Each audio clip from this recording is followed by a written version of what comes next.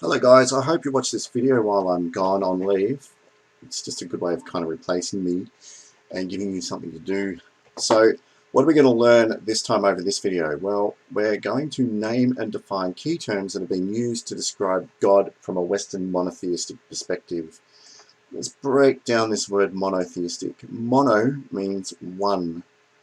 Theo means religion or God, and istic means it's an adjective describing something. So obviously this means from a one God description word perspective, okay? So we're looking at this from the point of view of religions that only have one God, and that's why we spell God here with a capital G. So what are our success criteria? We're going to name, define, and interrelate key terms. Then we're going to explore contradictions, not contradictions, but contradictions generated by notions about the notion of God, right? Repeated notions, so I'll probably put ideas about the notion of what God is, okay? And then we're going to develop our own contention regarding these notions. Now, so we're going to look at the notion of what God is. We're going to look at the key terms and how it's defined. Then we're going to explore contradictions generated about, this is really, it repeats, I'm getting rid of this, generated by the notion of God, yeah? So we're going to look at contradictions generated by the notion of God, and then we're going to develop our own contention regarding these notions. That's what we're going to do. So what's your APK? Well, most of you probably, being brought up in the West, have a understanding of how God is being represented. So I would like you to draw a picture about, or basically that resembles the typical monotheistic God of the West. Now please do that after you have scored yourself. Copy these success criteria, they're all up on, these are all up on Google Classrooms, and then do the APK after you've scored yourself on each success criteria, please. Okay, I'll just pause the video. So if you've done what I think you've done, you've probably drawn images that are very similar to these guys up here, yeah? And we're going to have to explore a little bit about why God tends to be represented as an old dude with a beard who lives up in the sky. And it's all got to do with this term here that we call etymology. Now, etymology is a really, really important word. It basically is the study of words, how they originated, and how their meaning evolved over time.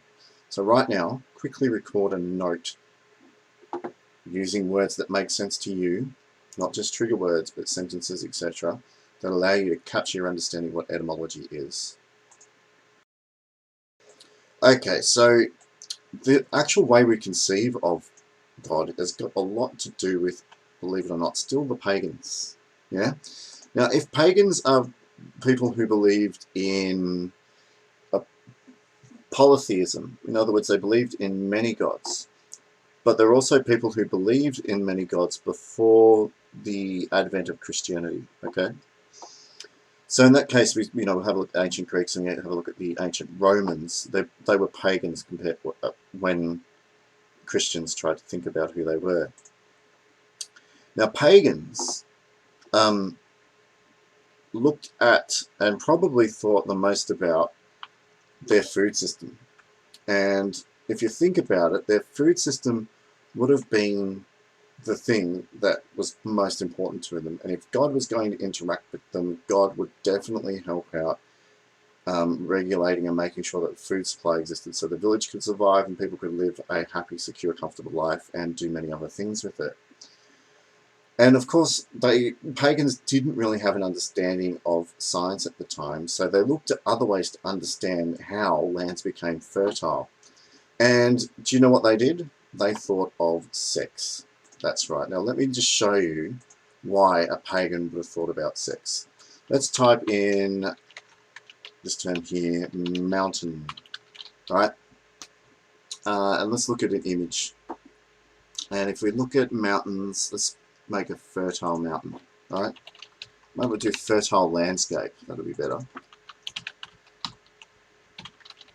So if you grew up before the age of science and you really wanted to make sure that all of your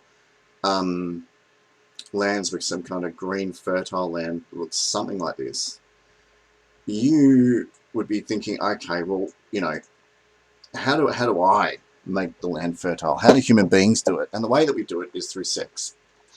And that would have naturally thought of metaphors through human sexual actions to define, you know, the nature of gods that exist out there. And they would have thought of the father being this kind of sky god, or this air god, which would in turn impregnate through rain and through other things the land, the ground, which is the womb, the nurturer.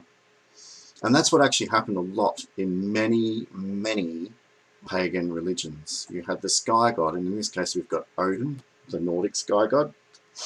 I mean, he was god of other things, but there's no surprise that he has little wings, he's got a cape, he can fly, you usually see him in the sky, you know, he's represented by a flying bird, the crow. You know, there's a lot of kind of sky mythology around Odin.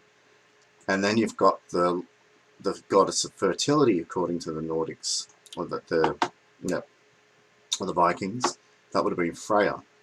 And Freya represented the ground. And you have a look at her personality and her characteristics. She is the nurturer. She is the one who allows, generates basically the land, creates things, makes things happen, right?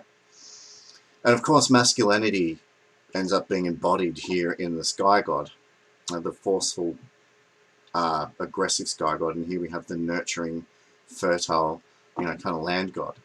And that, believe it or not, is very, very, very, very tied to the way the ancient Greeks thought about their chief god, Zeus. Zeus actually means sky. It's highly correlated with the word sky. And Zeus got the name because he was a sky god. And think about it, he lives on top of clouds and he throws lightning bolts at people who annoy him. That would make a lot of sense. And over time, because what happens when words evolve is that words tend to change the shape of their vowels, change the shape of their sounds, but they still have some similarities. The ancient Romans borrowed a lot of the mythology from the ancient Greeks, and they called their god the Sky Father.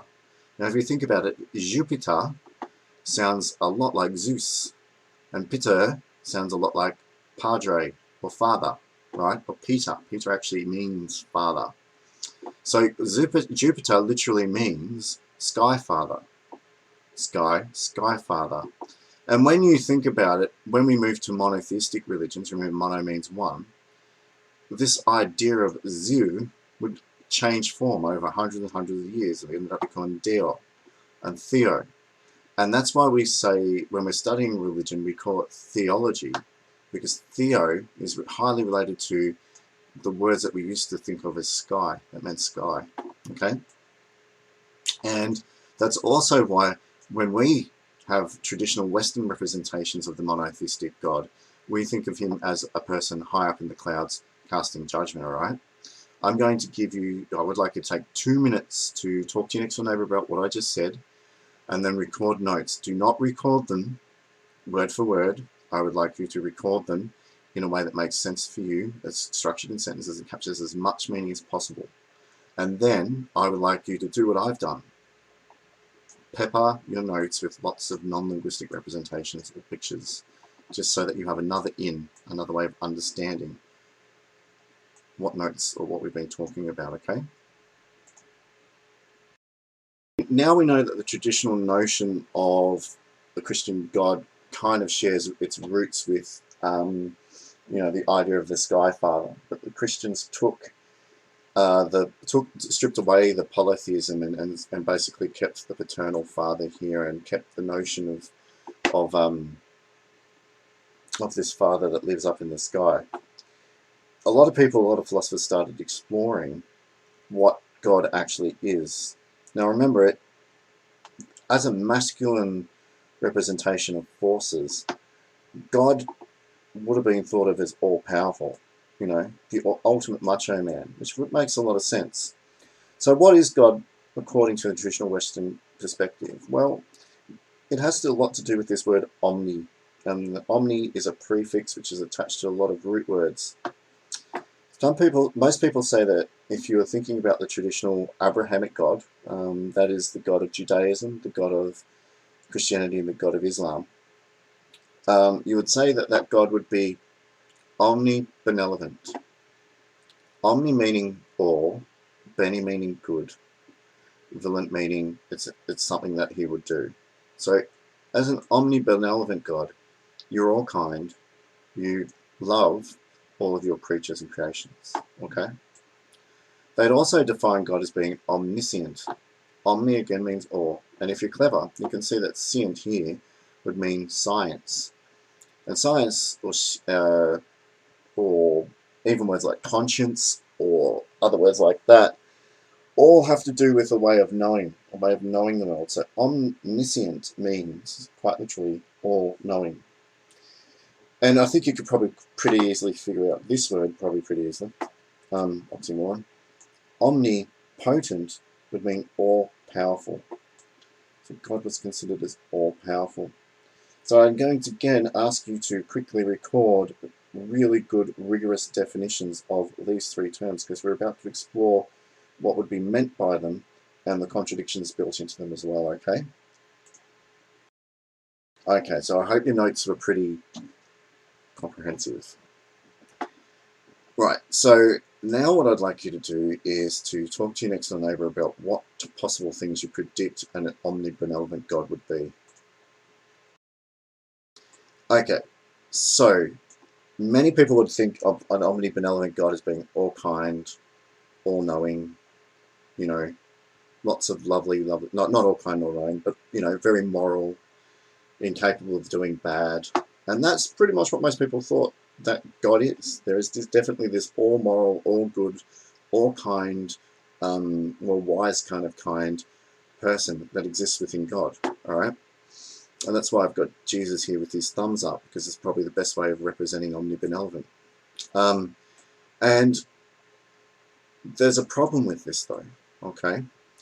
Because as philosophers noted at the time, if God is not only omnibenevolent but also perfect, God would be permanent. A perfect thing, according to a lot of philosophers at that time, is something that cannot change. It cannot change because to admit that you, or to actually change, you would have to admit that you haven't achieved your perfect form. And God is supposed to be perfect over all time and all space forever. So he can't change. Now, if God can't change, that means God can't react to us when we're having bad times. He's unmovable. Just like this rock, this guy can't move the rock. Well, we can't actually move God by our actions and our decisions. Whenever we're feeling sad, this permanent God couldn't actually react to it. And that means, therefore, that if we're claiming that God is omnibenevolent, well, God would have to react to our sad and sorry plight. Because basically, that was what being all loving and all caring would be all about. Okay? But how can God do that if he's perfect, immutable, and therefore can't be moved by our actions because he exists in his totality? Take a note and draw some pictures to represent the concepts that we've said, and make sure you talk about them to your next door neighbour and that you've got the accurate meaning of what I just said. So this has led a lot of people to believe that God can't change, and therefore maybe thinking about God as omnibenevolent is really just wrong. It doesn't necessarily mean that God is omnibenevolent. And other people said, well, perhaps our notion of God is really different. So, yeah, this is really interesting. I've got this picture here of us not having a relationship with God, which is the real big issue. If you can't have a relationship with God, if God can't be moved by what happens to you, there's no kind of interactive dialogue, which is what a lot of Christians or people of faith argue they do have. It's just impossible if God is to be perfect. God can't be omnibenevolent, but then again, omnibenevolent is a part of perfection, so God has to be omnibenevolent, but it can't be moved, and therein lies the contradiction, right? So to deal with this, people propose this idea of process theism, and process theism is an idea that God, remember this word the relates to the idea of a God, yeah? Process theism is where God can change over the time and does engage in having relationships and moves with us as he's moved by our actions and our thoughts and decisions, okay? So quickly take a note. Another word that's used to describe what God is omniscient. And omniscience means all-knowing. But this has problems. If God is all-knowing, some philosophers have argued that this has problems for identifying our freedom, right? And for us actually being free. So that's why I got this little question mark next to someone breaking free of their handcuffs. Now, let's have a look at here, okay? God, necessarily, if he's omniscient, has to know every decision we make because he's omniscient. The problem is that if God knows every decision we've made, then every decision is laid in front of us. And that means that our life is predetermined. There's only one way to live our life. Which means that there has to be limits. Some people have said, oh, hang on. No, there has to be limits on what God can and can't know. Because if he did know everything, we couldn't have this freedom, which he's argued we do have. Or maybe we have to have in order to be moral beings that are judged by God as well. Take a note. And make sure you talk about it to your next door neighbours and do some non-linguistic representation of it, please. Okay. The biggest issue, though, so that's a major issue. Maybe God's knowledge is limited, but then maybe not, because some people have proposed that maybe this foreknowledge, this knowledge of things that happen in the future, is just an amazing God who can perform prediction. And because he's just so bright, he can predict everything that we'll do, but that still doesn't mean that we don't make choices. We do make choices, but he's just predicted the choices that we'll make, but we still have the agency of making those choices as they unfold throughout time. That's one argument. Another problem, too, is not it's related to freedom, but it's also related to God's idea of salvation. Okay? So, a lot of people say God is out there to save us. If we had free will, right, if we could make these decisions that I put over here, then we could choose to reject God's attempts to save us, right? Therefore, frustrating God's plan to actually introduce some kind of human salvation. So God can't be all-knowing and predict the future and be all-wise and make everything happen if we have the choice to reject God's plan, because it just throws everything amok.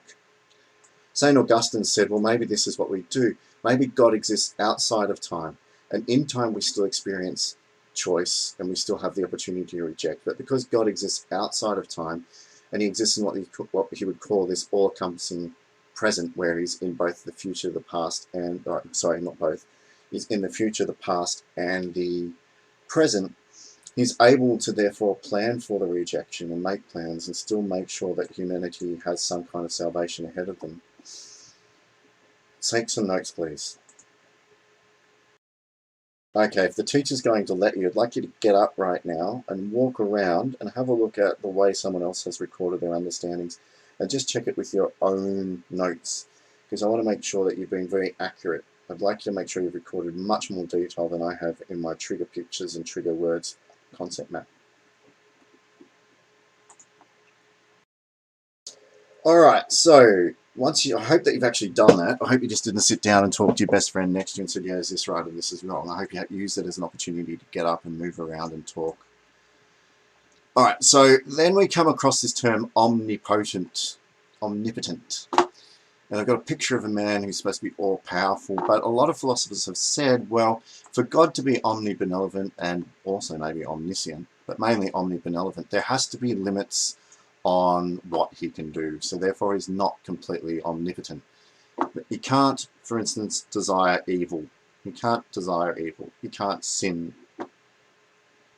Because if he did that, that totally contradicts the other aspect of his nature, which is his omnibenevolence. But then a lot of people have said, well, okay, does the definition of God imply that God must choose good? They'll imply that God is moral. It does if you actually do that, but they were questioning on whether or not the definition of God is deeply moral. And that's a good choice for you. That's a good thing for you to think about. If you get rid of omnibenevolence, does this definition of God actually reflect a complete morality? And they start exploring also the fact that God is only capable of doing what is logically possible, but possible in a deductive way. So the definition of a circle is a polygon which has one line, no straight edges. And God is completely not able to create a squared circle or a circle with a straight edge. It's just not going to happen. So they argue that there are limits on God's omnibenevolence. He can't do things that are deductively illogical. Now, I'm saying that the circle example is deductively is a deductive example because implied in the definition of a circle is no basically there is no straight edge. When we use this word necessary from now on, we're talking about anything that has to be because it's a deductive piece of logic, or that anything that has to be because it's implied in the definition of what we're talking about, or because it's a tautology. And this gives us the classic, and this is where the classic stone paradox came out. So remember when I told you that if you want to prove God is all powerful, can God create a stone that even he can't lift? And the point is that if you were subscribing to the fact that God can only do what is only necessary or deductively logical, he couldn't do it because it would just break the law. The paradox would break the laws of all deductive logic, right? I.e., the definition of a he could do it. He would be able to create the rock, but he wouldn't be able to lift it. The reason for that is because if you created a rock that even God couldn't lift, therefore you would be doing something which is completely logical in its definition. You can't lift it, all right? So they'd say that's actually something that could be done. But if you believe that there are no limits on God's omnipotence, then the stone paradox undoes the very idea of being omnipotent, okay? So the question also is, if we say that God is necessarily good, doesn't that take away God's choice to choose good? So if God has to be good, if God must be good by definition, then does God choose good? And if God doesn't choose good, then God can't be good. You get what I mean? Which is a contradiction, and it's a definite contradiction. So good implies having the choice to make the good decisions, but if we've defined good as something that can't desire evil, can't desire sin, must be completely omnibenevolent and perfect, then how does God actually be good? Because good implies choice. Some philosophers have said that he's always got the choice, but because he's so perfect, he just chooses the good things anyway. And other people say, well, this is just something that human beings can't understand. All right, so I'd like you to take some notes, and then I want you to answer all the questions in the textbook, which are on page 224, 223, and 222, and 221. Okay? Thank you.